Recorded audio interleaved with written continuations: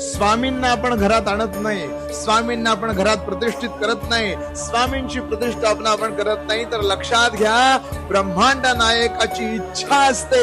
स्वामी समर्थ महाराजांची ज्यांना आपण परब्रह्म म्हणतो त्या भगवंताची इच्छा असते, म्हणून या सगळ्या गोष्टी होतात.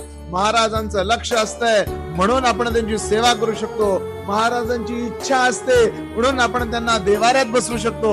महाराजांची इच्छा असते म्हणून आपण नित्य सेवा करू शकतो. लक्षात घ्या, ब्रह्मांड नायकाने ठरवलंय की कोण माझा भक्त होणार, ब्रह्मांड नायकाने ठरवलंय की कुणाचा उद्धार होणार, म्हणून आणि म्हणूनच आपल्याकडून या सेवा घडतात. लक्षात घ्या, करता करविता देता न्याय करता सगळं स्वामी स्वामी स्वामी आहे. महाराजांनी ठरवलंय म्हणून सेवा करतोय, हे वाक्य आयुष्यभर डोक्यात ठेवा.